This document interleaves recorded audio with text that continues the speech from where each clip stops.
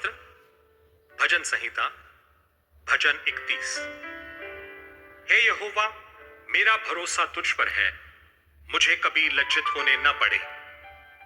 तू अपने धर्मी होने के कारण मुझे छुड़ा ले। अपना कान मेरी ओर लगाकर तुरंत मुझे छुड़ा ले, क्योंकि तू मेरे लिए चट्टान और मेरा गढ़ है। इसलिए अपने नाम के निमित्त मेरी अगुवाई कर और मुझे आगे ले चल। जो जाल उन्होंने मेरे लिए बिछाया है, उससे तू मुझको छुड़ा ले, क्योंकि तू ही मेरा दृढ़ गढ़ है। मैं अपनी आत्मा को तेरे ही हाथ में सौंप देता हूं। हे यहोवा, हे सत्यवादी ईश्वर, तूने मुझे मोल लेकर मुक्त किया है। जो व्यर्थ वस्तुओं पर मन लगाते हैं, उनसे मैं घृणा करता हूं, परंतु मेरा भरोसा यहोवा ही पर है।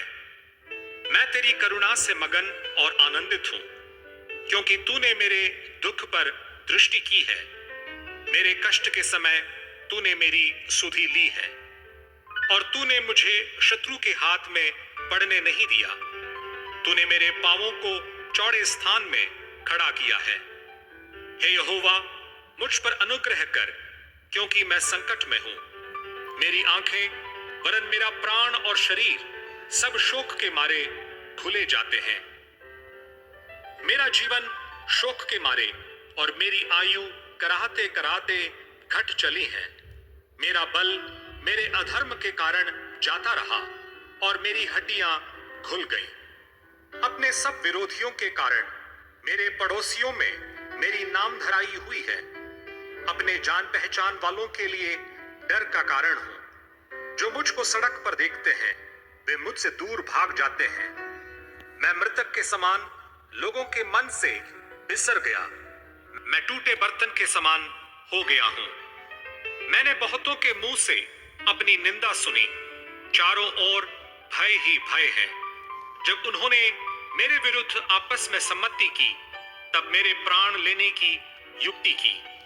परंतु हे यहोवा, मैंने तो तुझी पर भरोसा रखा है। मैंने कहा, तू मेरा परमेश्वर है। मेरे दिन तेरे हाथ में है। तू मुझे मेरे शत्रुओं और मेरे सताने वालों के हाथ से छुड़ा। अपने दास पर अपने मुख का प्रकाश चमका। अपनी करुणा से मेरा उद्धार कर। हे यहोवा, मुझे लज्जित न होने दे, क्योंकि मैंने तुझको पुकारा है। दुष्ट लज्जित हों और वे मृतक लोक में चुपचाप पड़े रहें। जो अहंकार और अपमान से धर्मी की निंदा करते हैं, उनके झूठ बोलने वाले मुंह बंद किए जाएं। आहा, तेरी भलाई क्या ही बड़ी है, जो तूने अपने डरवियों के लिए रख छोड़ी है और अपने शरणागतों के लिए मनुष्यों के सामने प्रकट भी की है। तू उन्हें दर्शन देने के गुप्त स्थान में मनुष्यों की बुरी गोष्ठी से गुप्त रखेगा। तू उनको अपने मंडप में झगड़े रगड़े से छिपा रखेगा। यहोवा धन्य है, क्योंकि उसने मुझे गढ़ वाले नगर में रखकर मुझ पर अद्भुत करुणा की है। मैंने तो घबरा कर कहा था कि मैं यहोवा की दृष्टि से दूर हो गया। तो भी जब मैंने तेरी दुहाई दी, तब तूने मेरी गिड़गिड़ाहट को सुन लिया। हे यहोवा के सब भक्तों, उससे प्रेम रखो। यहोवा सच्चे लोगों की तो रक्षा करता है, परंतु जो अहंकार करता है, उसको वो भली भांति बदला देता है। हे यहोवा पर आशा रखने वालों, हियाव बांधो और तुम्हारे हृदय दृढ़ रहें।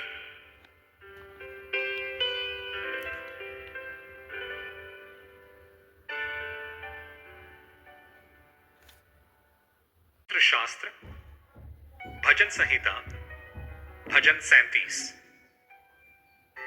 कुकर्मियों के कारण मत कूड़, कुटिल काम करने वालों के विषय डाह न कर, क्योंकि वे घास के समान झट कट जाएंगे और हरी घास के समान मुरझा जाएंगे। यहोवा पर भरोसा रख और भला कर। देश में बसा रह और सच्चाई में मन लगाए रह। यहोवा को अपने सुख का मूल जान, और वो तेरे मनोरथों को पूरा करेगा। अपने मार्ग की चिंता यहोवा पर छोड़ और उस पर भरोसा रख, वही पूरा करेगा।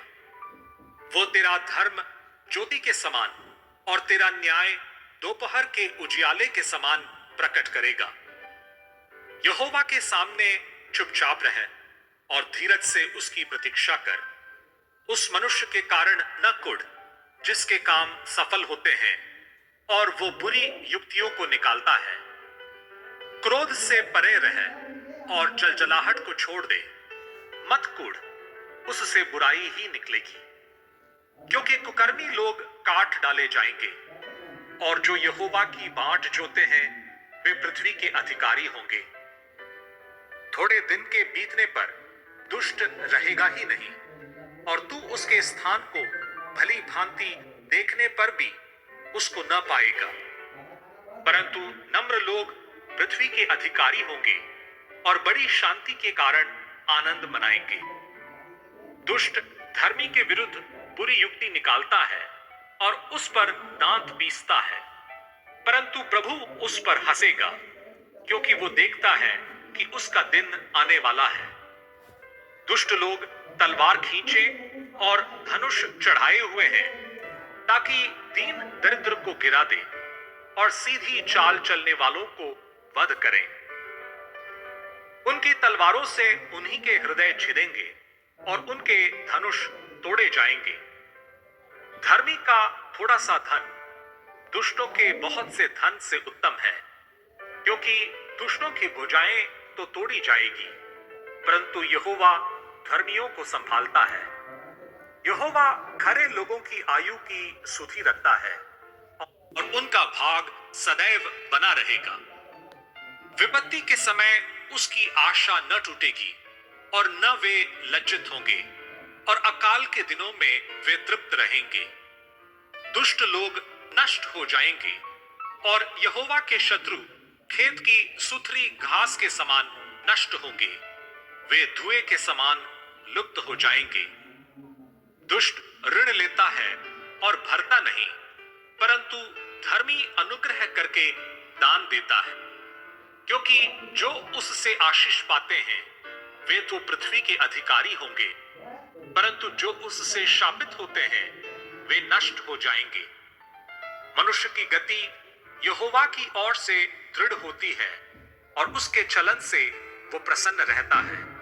चाहे वो गिरे तो भी पड़ा न रह जाएगा, क्योंकि यहोवा उसका हाथ थामे रहता है। मैं लड़कपन से लेकर बुढ़ापे तक देखता आया हूं, परंतु ना तो कभी धर्मी को त्यागा हुआ और न उसके वंश को टुकड़े मांगते देखा है। वो तो दिन भर अनुग्रह कर करके ऋण देता है और उसके वंश पर आशीष फलती रहती है। बुराई को छोड़ और भलाई कर और तू सर्वदा बना रहेगा, क्योंकि यहोवा न्याय से प्रीति रखता और अपने भक्तों को न तजेगा। उनकी तो रक्षा सदा होती है, परंतु दुष्टों का वंश काट डाला जाएगा। धर्मी लोग पृथ्वी के अधिकारी होंगे और उसमें सदा बसे रहेंगे। धर्मी अपने मुंह से बुद्धि की बातें करता और न्याय का वचन कहता है। उसके परमेश्वर की व्यवस्था उसके हृदय में बनी रहती है, उसके पैर नहीं फिसलते। दुष्ट धर्मी की ताक में रहता है और उसे मार डालने का यत्न करता है। यहोवा उसको उसके हाथ में न छोड़ेगा और जब उसका विचार किया जाए तब वो उसे दोषी न ठहराएगा। यहोवा की बाट जोता रहे और उसके मार्ग पर बना रहे और वो तुझे बढ़ाकर पृथ्वी का अधिकारी कर देगा। जब दुष्ट काट डाले जाएंगे तब तू देखेगा। मैंने दुष्ट का बड़ा पराक्रमी और ऐसा फैलता हुआ देखा जैसा कोई हरा पेड़ अपनी निज भूमि में फैलता है। परंतु जब कोई उधर से गया तो देखा कि वो वहां है ही नहीं, और मैंने भी उसे ढूंढा परंतु कहीं न पाया। खरे मनुष्य पर दृष्टि कर और धर्मी को देख, क्योंकि मेल से रहने वाले पुरुष का अंत फल अच्छा है, परंतु अपराधी एक साथ नष्ट किए जाएंगे। दुष्टों का अंत फल सर्वनाश है। धर्मियों की मुक्ति यहोवा की ओर से होती है। संकट के समय वो उनका दृढ़ गढ़ है। यहोवा उनकी सहायता करके उनको बचाता है। वो उनको दुष्टों से छुड़ाकर उनका उद्धार करता है, इसलिए कि उन्होंने उसमें शरण ली है।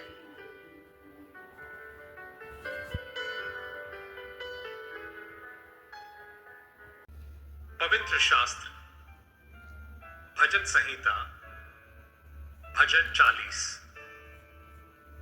मैं धीरज से यहोवा की बाट जोता रहा और उसने मेरी ओर झुककर मेरी दुहाई सुनी। उसने मुझे सत्यानाश के गड्ढे और दलदल के कीच में से उबारा और मुझको चट्टान पर खड़ा करके मेरे पैरों को दृढ़ किया है।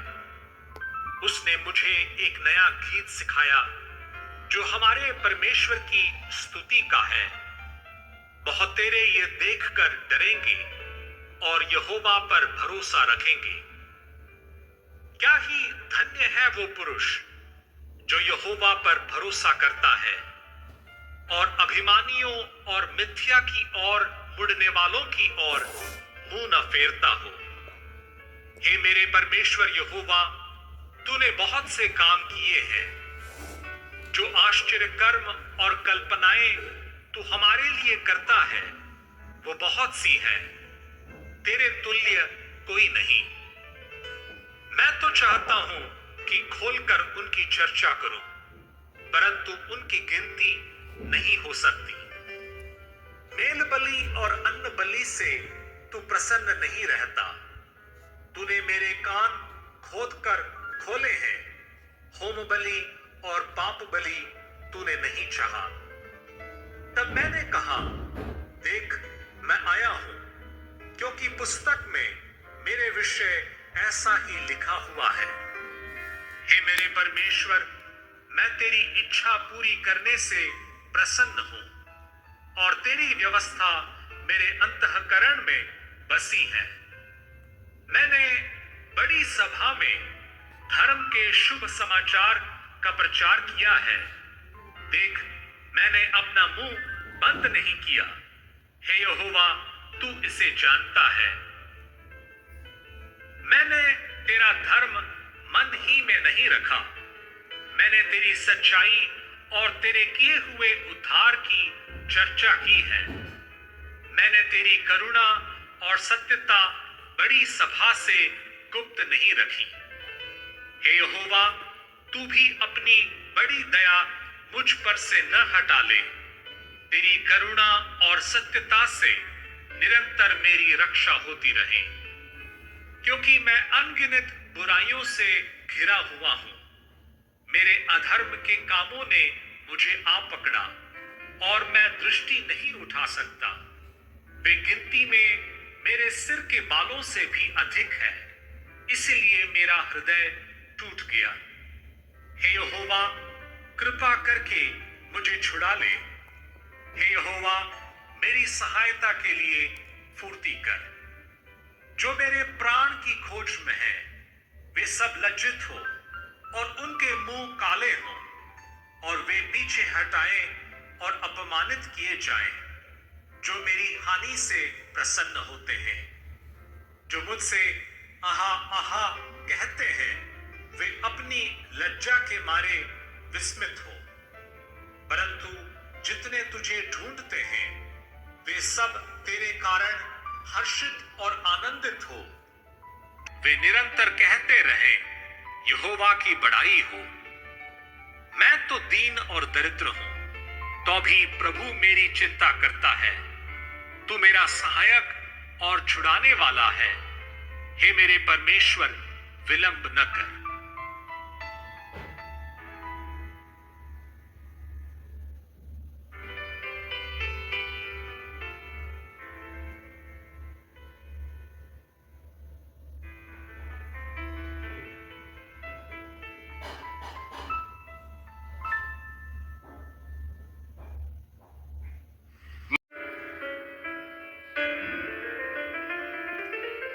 पवित्र शास्त्र, भजन संहिता, भजन 55। हे परमेश्वर, मेरी प्रार्थना की ओर कान लगा और मेरी गिड़गिड़ाहट से मुंह न मोड़। मेरी ओर ध्यान देकर मुझे उत्तर दे। मैं चिंता के मारे छटपटाता हूं और व्याकुल रहता हूं, क्योंकि शत्रु कोलाहल और दुष्ट उपद्रव कर रहे हैं। वे मुझ पर दोषारोपण करते हैं और क्रोध में आकर सताते हैं। मेरा मन भीतर ही भीतर संकट में है और मृत्यु का भय मुझ में समा गया है। भय और कंपकंपी ने मुझे पकड़ लिया है और भय के कारण मेरे रोए रोए खड़े हो गए हैं। तब मैंने कहा, भला होता कि मेरे कबूतर के से पंख होते, तो मैं उड़ जाता और विश्राम पाता। देखो, फिर तो मैं उड़ते उड़ते दूर निकल जाता और जंगल में बसेरा लेता। मैं प्रचंड बयार और आंधी के झोंके से बचकर किसी शरण स्थान में भाग जाता। हे प्रभु, उनका सत्यानाश कर और उनकी भाषा में गड़बड़ी डाल दे, क्योंकि मैंने नगर में उपद्रव और झगड़ा देखा है। रात दिन वे उसके शहरपनाह पर चढ़कर चारों ओर घूमते हैं और उसके भीतर दुष्टता और उत्पात होता है।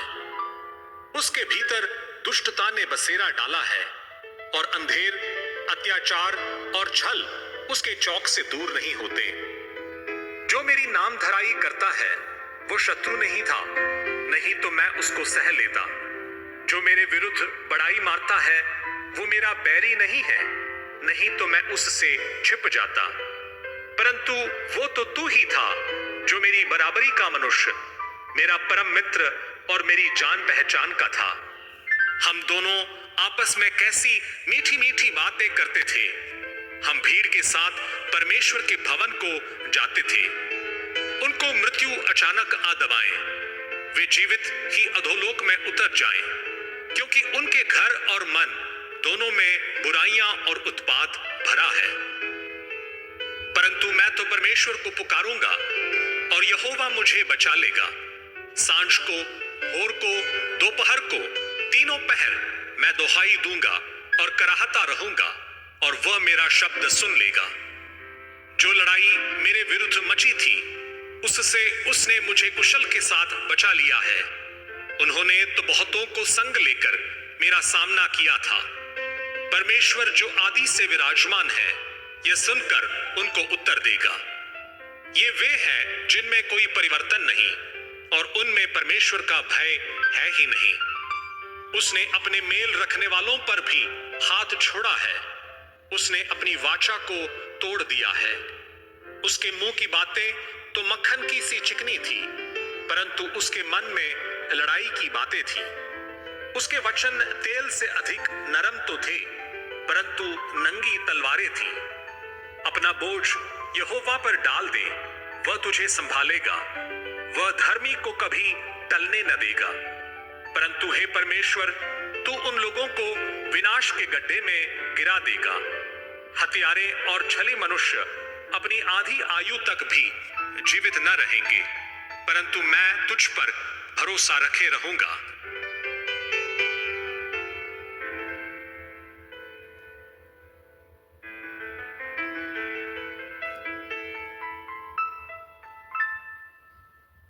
पवित्र शास्त्र, भजन संहिता, भजन 78। हे मेरे लोगों, मेरी शिक्षा सुनो, मेरे वचनों की ओर कान लगाओ। मैं अपना मुंह नीति वचन कहने के लिए खोलूंगा। मैं प्राचीन काल की गुप्त बातें कहूंगा, जिन बातों को हमने सुना और जान लिया और हमारे बाप दादों ने हमसे वर्णन किया है।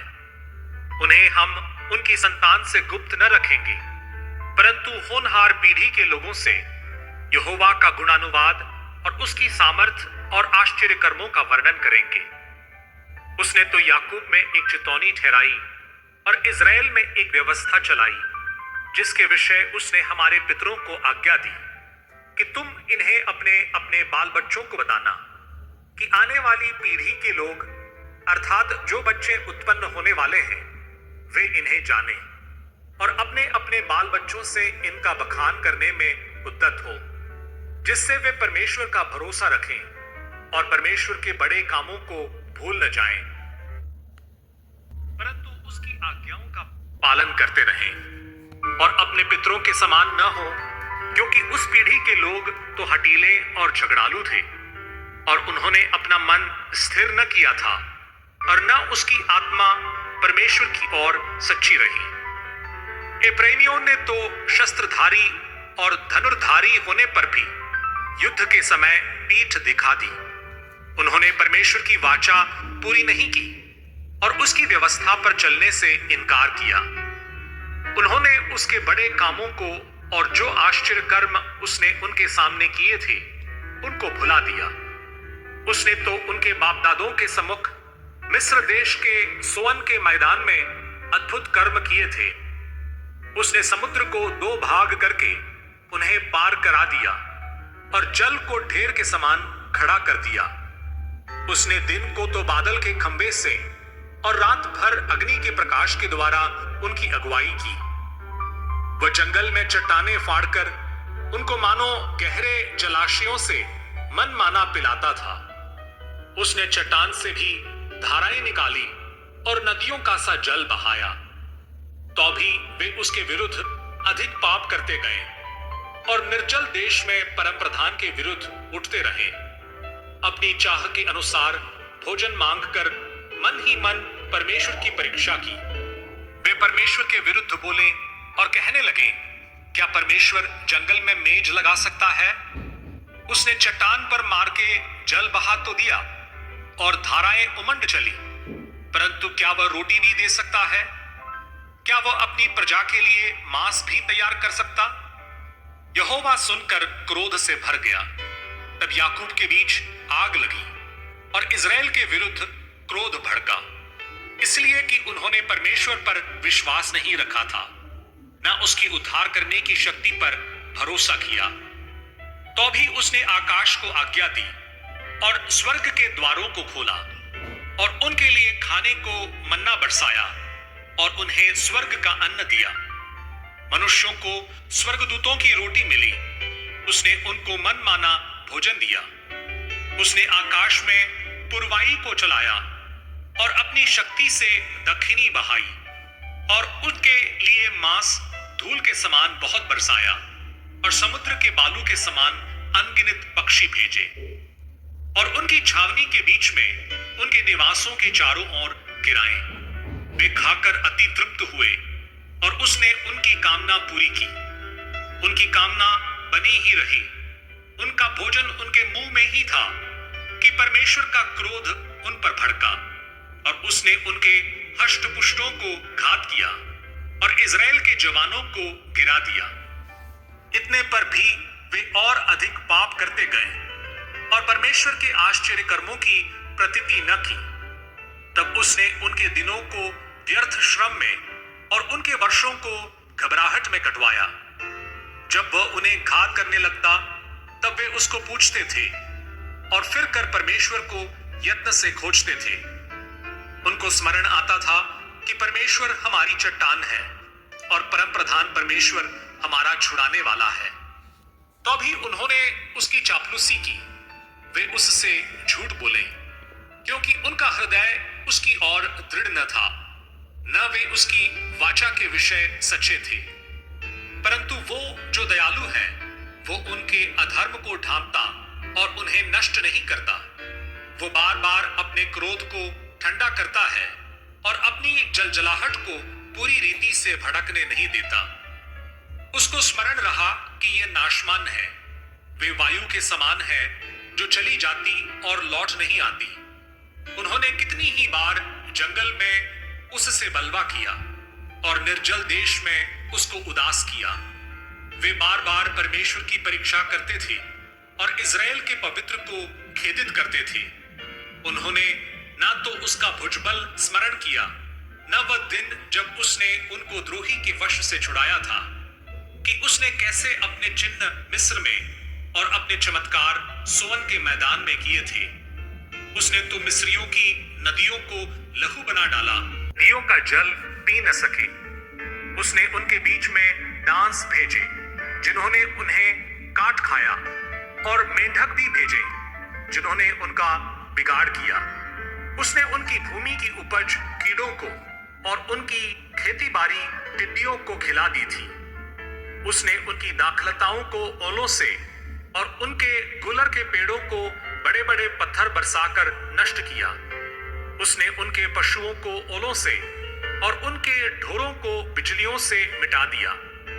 उसने उनके ऊपर अपना प्रचंड क्रोध और रोष भड़काया और उन्हें संकट में डाला और दुखदाई दूतों का दल भेजा। उसने अपने क्रोध का मार्ग खोला और उनके प्राणों को मृत्यु से न बचाया, परंतु उनको मरी के वश में कर दिया।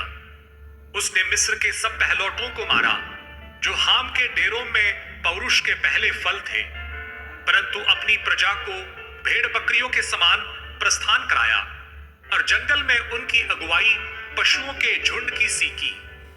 तब वे उसके चलाने से बेखटके चले और उनको कुछ भय न हुआ, परंतु उनके शत्रु समुद्र में डूब गए। उसने उनको अपने पवित्र देश की सीमा तक, इसी पहाड़ी देश में पहुंचाया जो उसने अपने दाहिने हाथ से प्राप्त किया था। उसने उनके सामने से अन्य जातियों को भगा दिया और उनकी भूमि को डोरी से माप माप कर बांट दिया और इजराइल के गोत्रों को उनके डेरों में बसाया। तो भी उन्होंने परम प्रधान परमेश्वर की परीक्षा की और उससे बलवा किया और उसकी चितौनियों को न माना और मुड़कर अपने पुरखाओं के समान विश्वासघात किया। उन्होंने निकम्मे धनुष के समान धोखा दिया, क्योंकि उन्होंने ऊंचे स्थान बनाकर उसको रिस दिलाई और खुदी हुई मूर्तियों के द्वारा उसमें से जलन उपजाई। परमेश्वर सुनकर रोष से भर गया और उसने इजराइल को बिल्कुल तज दिया। उसने शीलो के निवास अर्थात उस तंबू को जो उसने मनुष्यों के बीच खड़ा किया था त्याग दिया। पवित्र शास्त्र भजन संहिता भजन 105।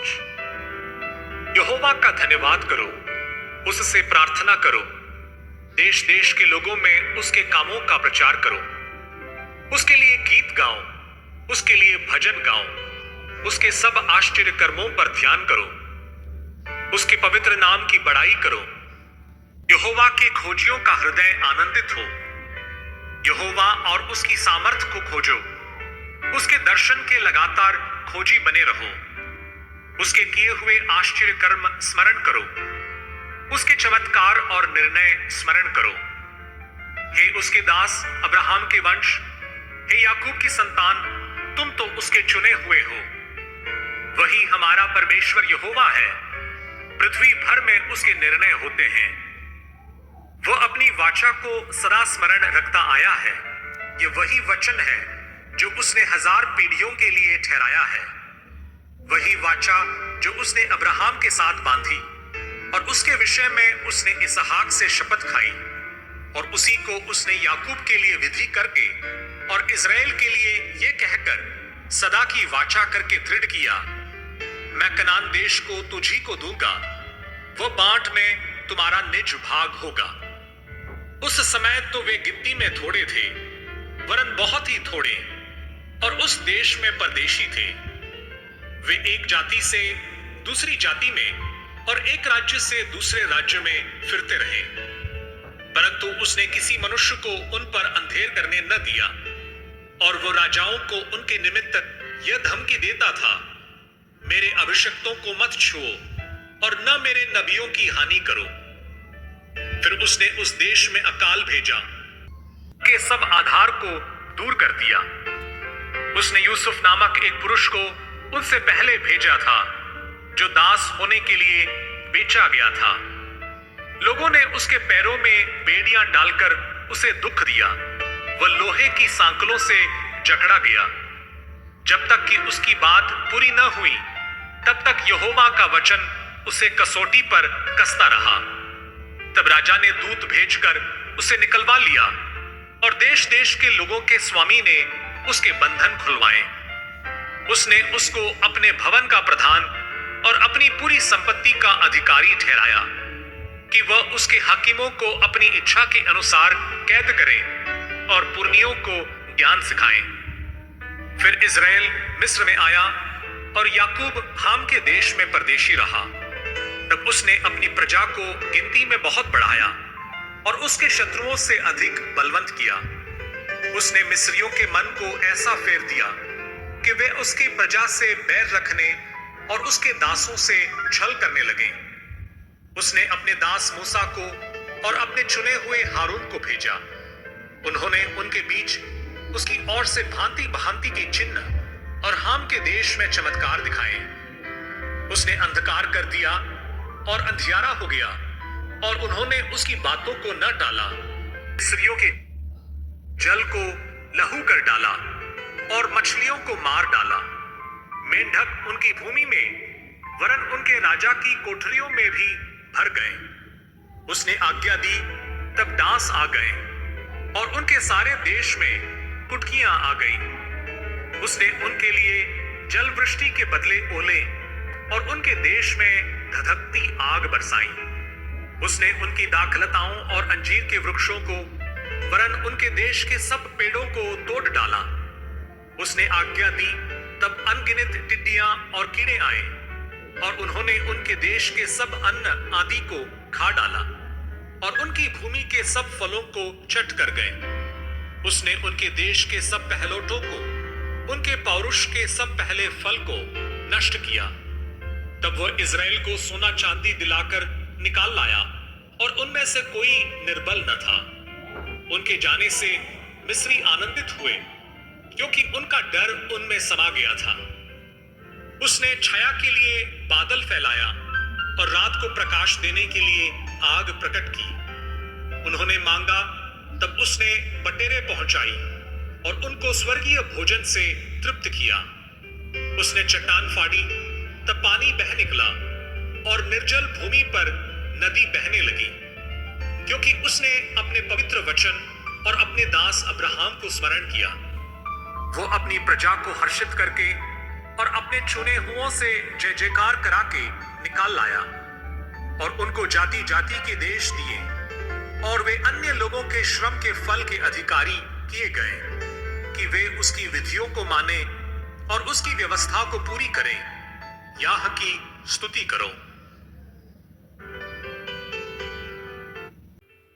पवित्र शास्त्र भजन संहिता भजन 89। मैं यहोवा की सारी करुणा के विषय सदा गाता रहूंगा।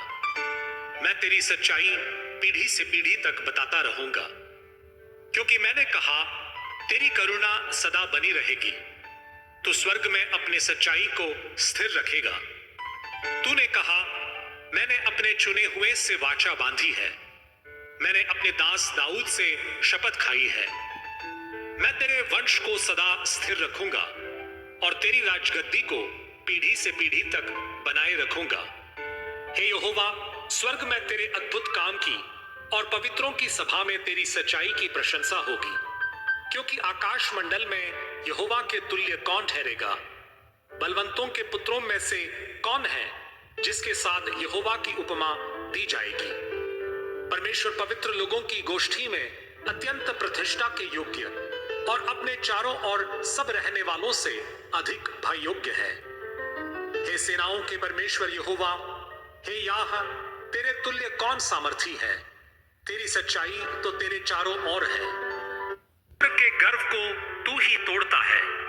जब उसके तरंग उठते हैं तब तू उनको शांत कर देता है। तूने राहब को घात किए हुए के समान कुचल डाला और अपने शत्रुओं को अपने बाहुबल से तितर बितर किया है। आकाश तेरा है, पृथ्वी भी तेरी है, जगत और जो कुछ उसमें है उसे तू ही ने स्थिर किया है। उत्तर और दक्षिण को तू ही ने सिरजा। ताबोर और हेर्मोन तेरे नाम का जय जयकार करते हैं। तेरी भुजा बलवंत है, तेरा हाथ शक्तिमान और तेरा दाहिना हाथ प्रबल है। तेरे सिंहासन का मूल धर्म और न्याय है। करुणा और सच्चाई तेरे आगे आगे चलती है। क्या ही धन्य है वो समाज जो आनंद के ललकार को पहचानता है। हे यहोवा, वे लोग तेरे मुख के प्रकाश में चलते हैं। वे तेरे नाम के हेतु दिन भर मगन रहते हैं और तेरे धर्म के कारण महान हो जाते हैं, क्योंकि तू उनके बल की शोभा है और अपनी प्रसन्नता से हमारे सींग को ऊंचा करेगा। क्योंकि हमारी ढाल यहोवा की ओर से है, हमारा राजा इज़राइल के पवित्र की ओर से है। एक समय तूने अपने भक्त को दर्शन देकर बातें की और कहा, मैंने सहायता करने का भार एक वीर पर रखा है और प्रजा में से एक को चुनकर बढ़ाया है। मैंने अपने दास दाऊद को लेकर अपने पवित्र तेल से उसका अभिषेक किया है। मेरा हाथ उसके साथ बना रहेगा और मेरी भुजा उसे दृढ़ रखेगी। शत्रु उसको तंग करने न पाएगा और न कुटिल जन उसको दुख देने पाएगा। मैं उसके शत्रुओं को उसके सामने से नष्ट करूंगा और उसके बैरियों पर विपत्ति डालूंगा। परंतु मेरी सच्चाई और करुणा उस पर बनी रहेगी और मेरे नाम के द्वारा उसका सींग ऊंचा हो जाएगा। मैं समुद्र को उसके हाथ के नीचे और महानदों को उसके दाहिने हाथ के नीचे कर दूंगा। वो मुझे पुकार कर कहेगा, तू मेरा पिता है, मेरा परमेश्वर और मेरे उद्धार की चट्टान है।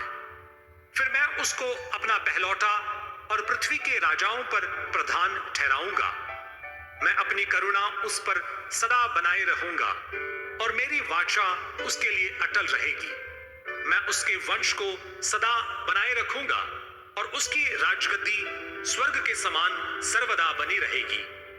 यदि उसके वंश के लोग मेरी व्यवस्था को छोड़े और मेरे नियमों के अनुसार न चले, यदि वे मेरे विधियों का उल्लंघन करें और मेरी आज्ञाओं को न माने, तो मैं उनके अपराध का दंड सोंटे से और उनके अधर्म का दंड कोड़ों से दूंगा।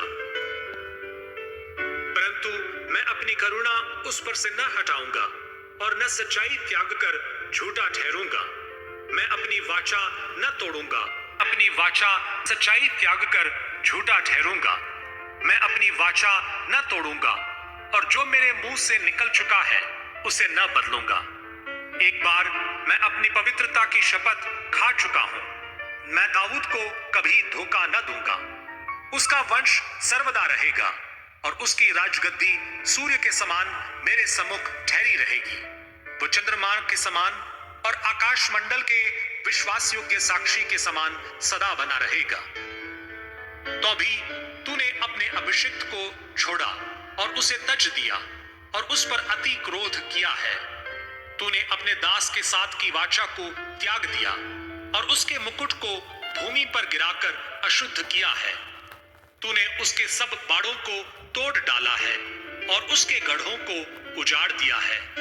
सब बटोही उसको लूट लेते हैं और उसके पड़ोसियों में उसकी नामधराई होती है। तूने उसके विरोधियों को प्रबल किया और उसके सब शत्रुओं को आनंदित किया है। फिर तू उसकी तलवार की धार को मोड़ देता है और युद्ध में उसके पांव जमने नहीं देता। तूने उसका तेज हर लिया है और उसके सिंहासन को भूमि पर पटक दिया है। तूने उसकी जवानी को घटाया और उसको लज्जा से ढांप दिया है। हे यहोवा, तू कब तक लगातार मुंह मोड़े रहेगा? तेरी जलजलाहट कब तक आग के समान भड़की रहेगी? मेरा स्मरण कर कि मैं कैसा अनित्य हूं। तूने सब मनुष्यों को क्यों व्यर्थ सिरचा है? कौन पुरुष सदा अमर रहेगा? क्या कोई अपने प्राण को अधोलोक से बचा सकता है? हे प्रभु, तेरी प्राचीन काल की करुणा कहां रही, जिसके विषय में तूने अपनी सच्चाई की शपथ दाऊद से खाई थी? हे प्रभु, अपने दासों की नामधराई की सुधि ले। मैं तो सब सामर्थी जातियों का बोझ लिए रहता हूं। तेरे उन शत्रुओं ने तो हे यहोवा तेरे अभिषिक्त के पीछे पड़कर उसकी नामधराई की है। यहोवा सर्वदा धन्य रहेगा। आमीन, फिर आमीन।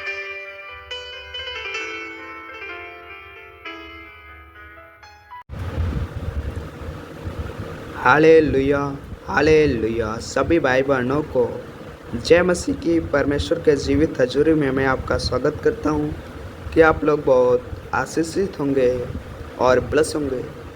आइए हम परमेश्वर के वचन को देख लेते हैं भजन संहिता के 115 वचन में। हालेलुया मेरे प्रियो, आइए हम भजन संहिता के 115 के वचन में देखते हैं कि परमेश्वर हमारा एकमात्र सच्चा परमेश्वर। हालेलुया। परमेश्वर ही हमारा एकमात्र सच्चा परमेश्वर है, उसके अलावा कोई नहीं। आइए हम परमेश्वर के वचन से समझते हैं। हे यहोवा, हमारी नहीं वरन अपने ही नाम की महिमा अपनी करुणा और सच्चाई के निमित्त कर। मेरे प्रिय परमेश्वर का वचन बताता है, हे यहोवा, हमारी नहीं वरन अपने ही नाम की महिमा अपनी करुणा और सच्चाई के निमित्त कर। Hallelujah, hallelujah, hallelujah. मेरे प्रियो, हे यहोवा, हमारे नहीं वरन अपने नाम की महिमा कर, अपनी करुणा और सच्चाई के निमित्त कर। जाति जाति के लोग क्यों कहने पाए उनका परमेश्वर कहाँ रहा। हालेलुया। मेरे प्रियो, जाति जाति के लोग क्यों कहने पाए उनका परमेश्वर कहाँ रहा। मेरे प्रियो, जो जाति जाति के लोग कहते हैं कि उनका परमेश्वर कहाँ रहा, तो परमेश्वर का वचन बताता है हमारा परमेश्वर तो स्वर्ग में है। मेरे प्रियो, क्योंकि हमारा परमेश्वर स्वर्ग में है, उसने जो चाहा वही किया।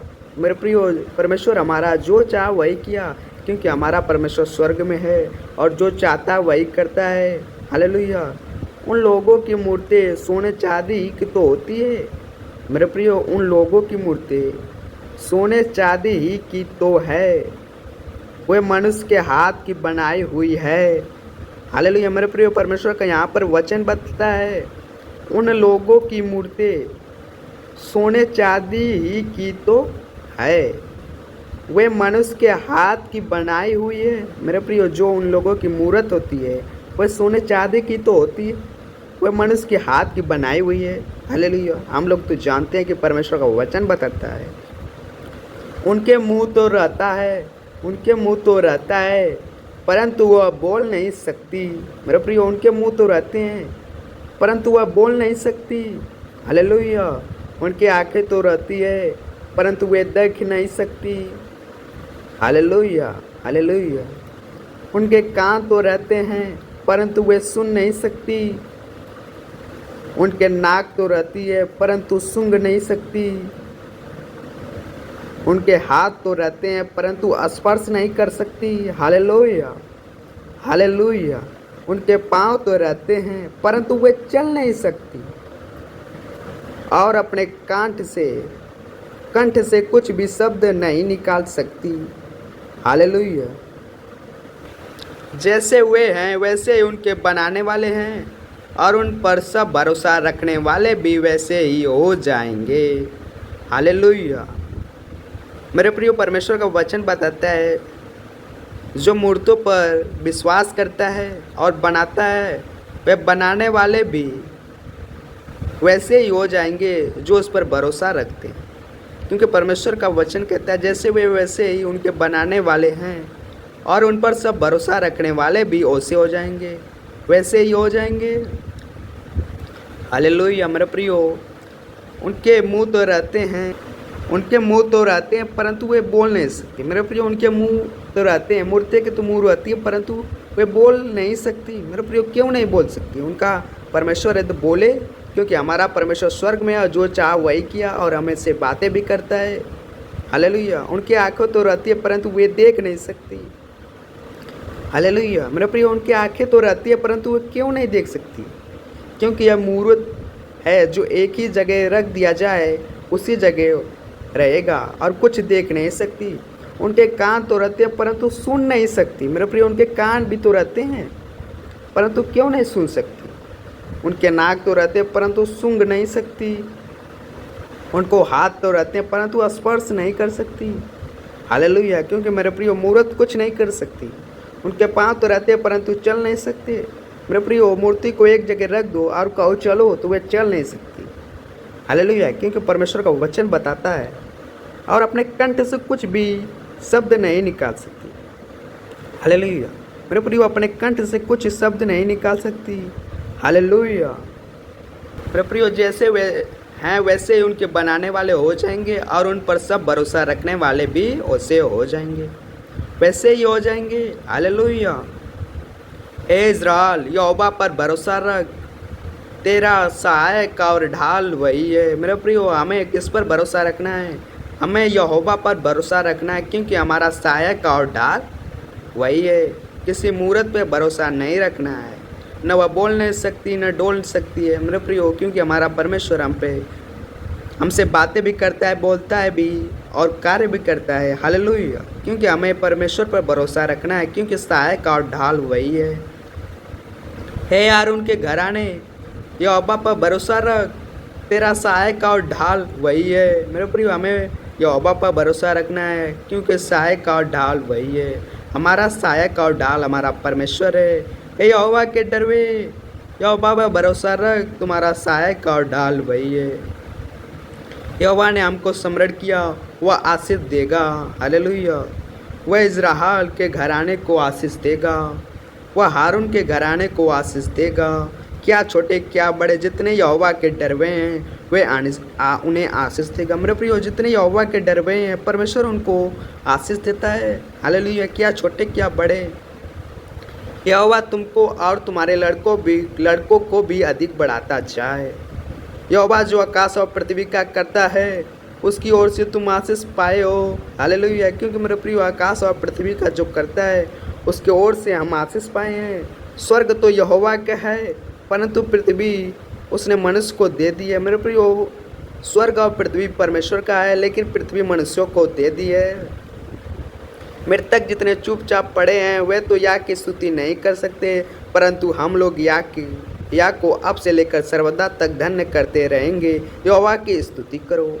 हालेलुया। क्योंकि मेरे प्रियो, हमारा ही परमेश्वर एकमात्र सच्चा परमेश्वर है। हालेलुया। हालेलुया। क्योंकि मेरे प्रियो, क्योंकि सहायक और ढाल वही है। हमारे परमेश्वर को छोड़ कोई और नहीं। हालेलुया। क्योंकि परमेश्वर कहता है सहायक और ढाल मैं हूँ, मुझे छोड़ कोई नहीं। हालेलुया। क्योंकि मेरे प्रियो, हमारा सच्चा परमेश्वर यहोवा है, जो स्वर्ग और पृथ्वी का करता है, क्योंकि हम उसके वर्ण से आशीष पाते हैं। हालेलुया। क्योंकि मेरे प्रियो, जैसे मूर्तों को बनाने वाले हैं और उन पर भरोसा रखने वाले होते हैं, परमेश्वर कहता है वैसे ही हो जाएंगे। हालेलुया। क्योंकि हम तो परमेश्वर यहोवा पर भरोसा रखते हैं, क्योंकि हम परमेश्वर के वचन पर चलते हैं।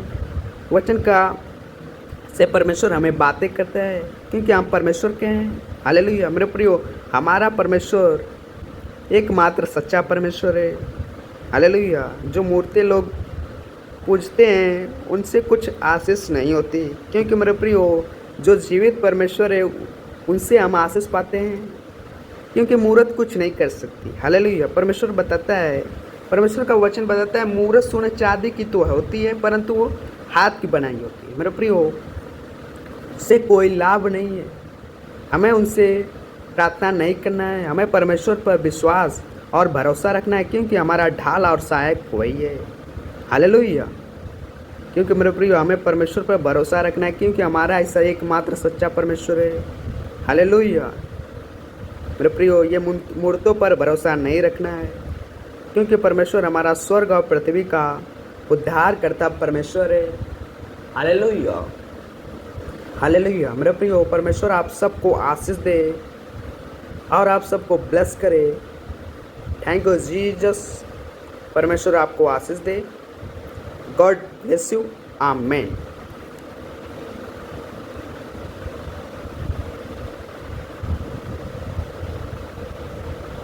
समय की बात है जब इज़राइल पर राजा शाऊल राज्य किया करता था और दाऊद अपने पिता की भेड़ बकरियों को चराया करता था। उस समय दाऊद की उम्र लगभग 15 वर्ष की थी। उसी समय फलिश्तियों की सेना इजरायलियों के विरुद्ध इकट्ठा हुई और राजा शाऊल ने भी अपनी सेना एला नामक तराई में इकट्ठी की। लेकिन शाऊल ने खुद पहले युद्ध की शुरुआत नहीं की, क्योंकि वह जानता था कि यदि वह पहले हमला करेगा तो उसका ही नुकसान होगा। फलिश्ती सेना में एक वीर योद्धा था जिसका नाम गोलियत था। वह 6 हाथ 1 बीता लंबा अर्थात लगभग 9 फीट ऊंचा था। वह पीतल का कवच पहने हुए था जिसका वजन 57 केजी था और उसके हाथ व पांव में भी पीतल के कवच थे।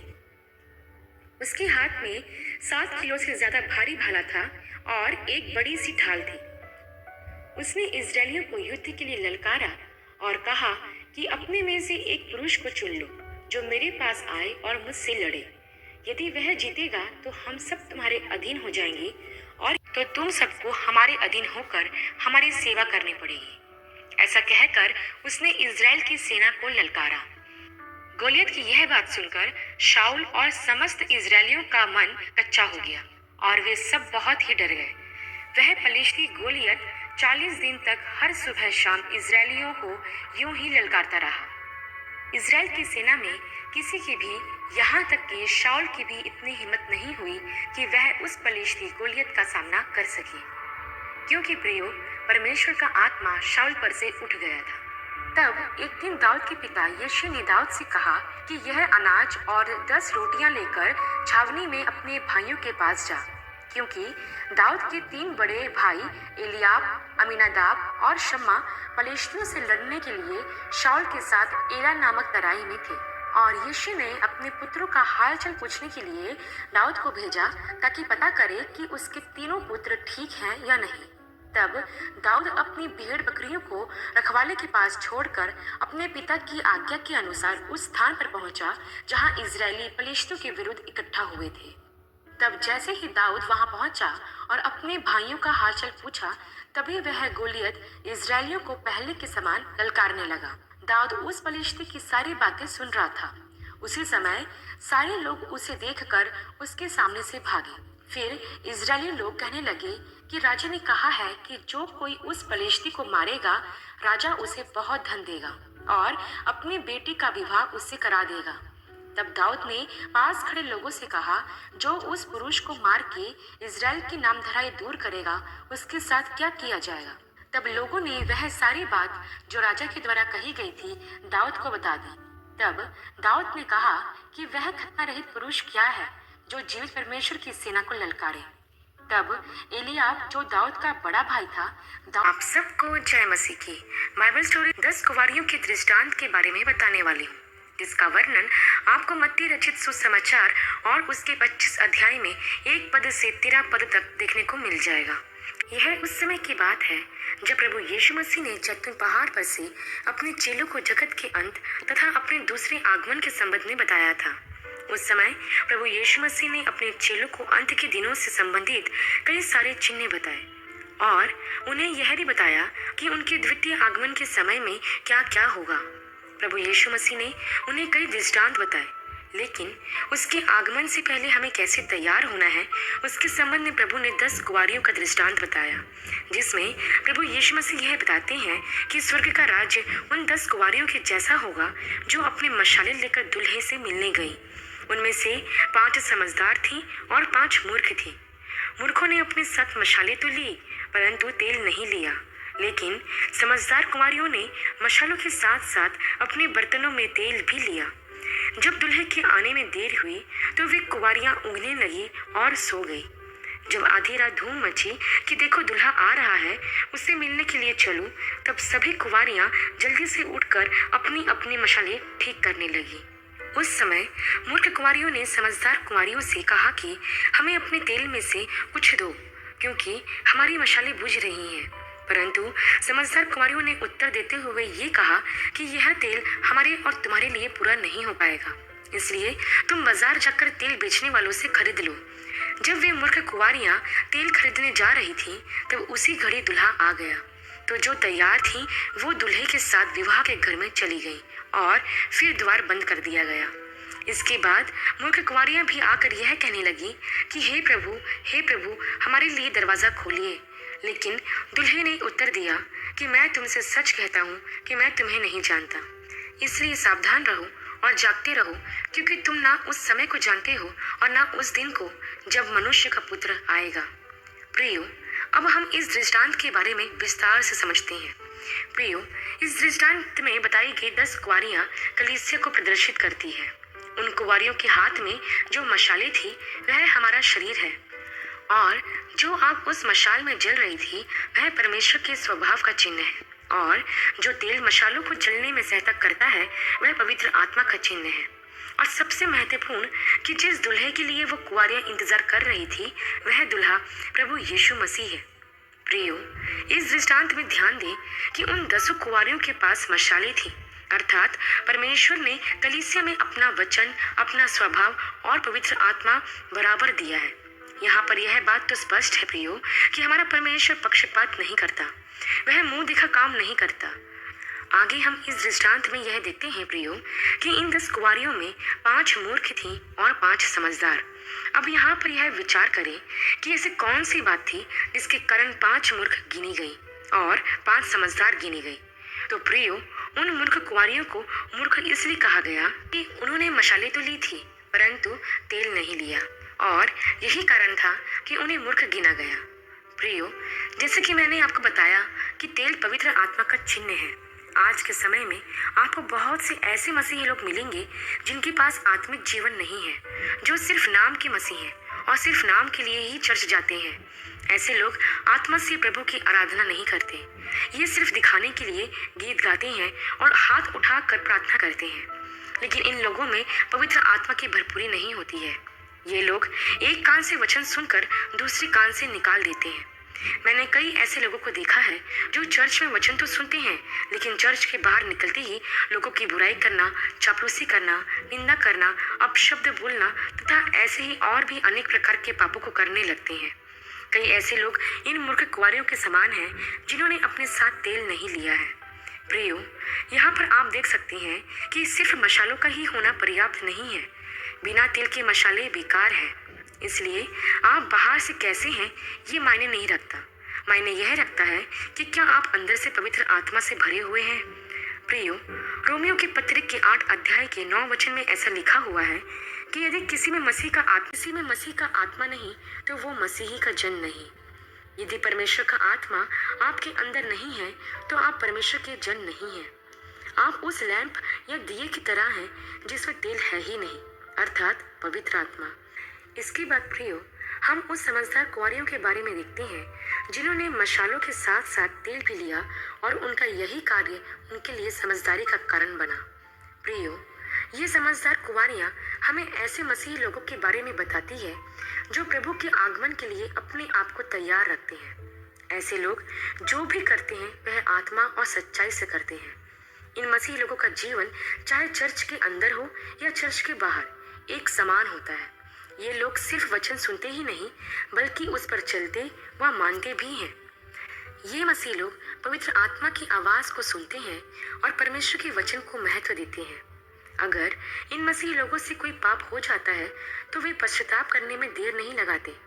ये परमेश्वर के लिए पवित्रता से जीवन बिताने के लिए तैयार रहते हैं। अर्थात कहने का मतलब यह है कि आपको कलीसिया में 2 प्रकार के झुंड देखने को मिलेंगे, जिसमें एक झुंड के लोग मूर्ख कुंवारियों के जैसे होंगे और दूसरे झुंड के लोग समझदार कुंवारियों के जैसे होंगे।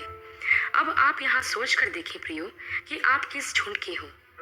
इसके बाद हम देखते हैं प्रियो कि जब दूल्हे के आने में देर हुई तो वो 10 कुंवारियां ऊँघने लगी और सो गई।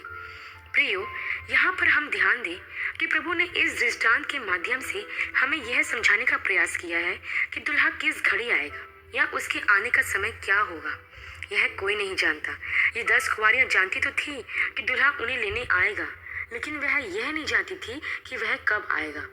अगर जानती होती तो वे मूर्ख कुंवारियां भी उतने समय की तैयारी कर लेती, लेकिन किसी को नहीं मालूम था कि दूल्हा किस वक्त आएगा। लेकिन प्रियो, यह दृष्टांत बताता है कि दूल्हे के आने में देरी हुई, अर्थात प्रभु यह बताना चाहते हैं कि दूल्हे के अर्थात उनके स्वयं के दोबारा आगमन में देरी हो सकती है। और बाइबल हमें यह बताती है कि प्रभु यीशु ने स्वयं यह कहा है कि उनके दोबारा आने के संबंध में कोई नहीं जानता। स्वयं वे खुद नहीं जानते, ना ही स्वर्गदूत जानते हैं, केवल